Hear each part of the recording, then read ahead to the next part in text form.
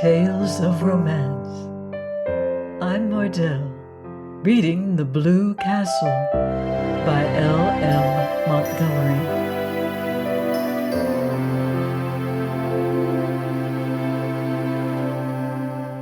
Chapter 30.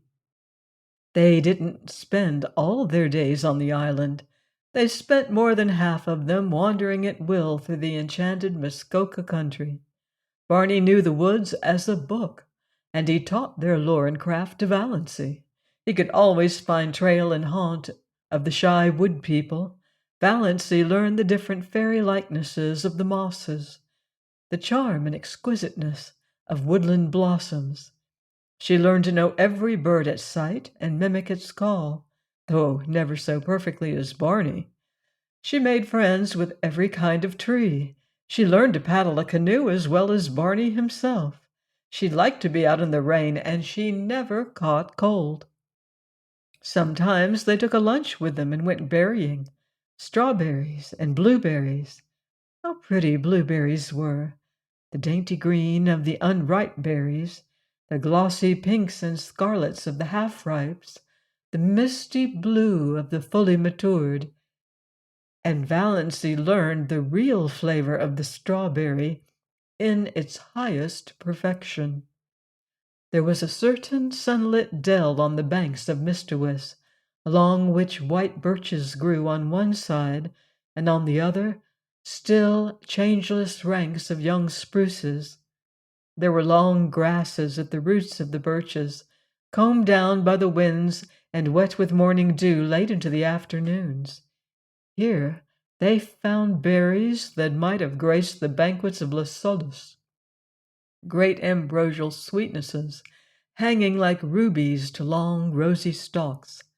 They lifted them by the stalk and ate them from it, uncrushed and virgin, tasting each berry by itself, with all its wild fragrance ensphered therein. When Valancy carried any of these berries home, that elusive essence escaped, and they became nothing more than the common berries of the marketplace, very kitchenly good indeed, but not as they would have been, eaten in their birch dell until her fingers were stained as pink as Aurora's eyelids. Or they went after water lilies. Barney knew where to find them, in the creeks and bays of Mistawis. Then the blue castle was glorious with them, every receptacle that Valancy could contrive, filled with the exquisite things. If not water lilies, then cardinal flowers, fresh and vivid from the swamps of Mistawis, where they burned like ribbons of flame. Sometimes they went trouting on little nameless rivers, or hidden brooks on whose banks naiads might have sunned their white wet limbs. Then all they took with them were some raw potatoes and salt. They roasted the potatoes over a fire, and Barney showed Valancy how to cook the trout by wrapping them in leaves, coating them with mud, and baking them in a bed of hot coals. Never were such delicious meals. Valancy had such an appetite it was no wonder she put flesh on her bones. Or they just prowled and explored through woods that always seemed to be expecting something wonderful to happen. At least, that was the way Valancy felt about them. Down the next hollow, over the next hill, you would find it.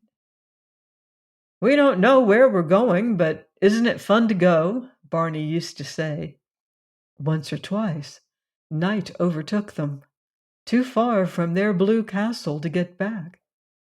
But Barney made a fragrant bed of bracken and fir boughs, and they slept on it dreamlessly, under a ceiling of old spruces with moss hanging from them, while beyond them moonlight and the murmur of pines blended together, so that one could hardly tell which was light and which was sound. There were rainy days, of course, when Muskoka was a wet green land, days when showers drifted across Mistawis like pale ghosts of rain, and they never thought of staying in because of it, days when it rained in right good earnest and they had to stay in. Then Barney shut himself up in Bluebeard's chamber, and Valancy read or dreamed on the wolfskins, with Good Luck purring beside her, and Banjo watching them suspiciously from his own peculiar chair. On Sunday evenings they paddled across to a point of land, and they walked from there through the woods to the little Free Methodist church. One felt really too happy for Sunday. Valancy had never really liked Sundays before. And always, Sundays and weekdays, she was with Barney. Nothing else really mattered. And what a companion he was, how understanding, how jolly, how Barney-like. That summed it all up. Valancy had taken some of her $200 out of the bank and spent it on pretty clothes.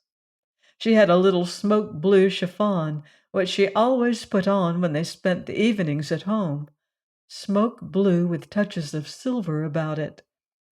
It was after she began wearing it that Barney began calling her Moonlight. "Moonlight and blue twilight, that is what you look like in that dress. I like it. It belongs to you. You aren't exactly pretty, but you have some adorable beauty spots, your eyes, and that little kissable dent just between your collarbones. You have the wrist and ankle of an aristocrat. That little head of yours is beautifully shaped, and when you look backward over your shoulder, you're maddening, especially in twilight or moonlight, an elf maiden, a wood sprite. You belong to the woods. Moonlight, you should never be out of them. In spite of your ancestry, there's something wild and remote and untamed about you. And you have such a nice, sweet, throaty, summery voice, such a nice voice for love-making. Sure, and ye've kissed the Blarney Stone," scoffed Valancy, but she tasted these compliments for weeks. She got a pale green bathing suit, too, a garment which would have given her clan their deaths if they had seen her in it. Barney taught her how to swim. Sometimes she put her bathing dress on when she got up and didn't take it off until she went to bed, running down to the water for a plunge whenever she felt like it, and sprawling on the sun-warm rocks to dry. She had forgotten all the old humiliating things that used to come up against her in the night, the injustices and the disappointments. It was as if they had all happened to some other person, not to her, Valancy Snaith, who had always been happy. "I understand now what it means to be born again," she told Barney. Holmes speaks of grief staining backward through the pages of life, but Valancy found her happiness had stained backward likewise and flooded with rose color her whole previous drab existence. She found it hard to believe that she had ever been lonely and unhappy and afraid. "When death comes, I shall have lived," thought Valancy. "I shall have had my hour." And her dust pile. One day Valancy had heaped up the sand in the little island cove in a tremendous cone and stuck a gay little Union Jack on top of it. "What are you celebrating?" Barney wanted to know.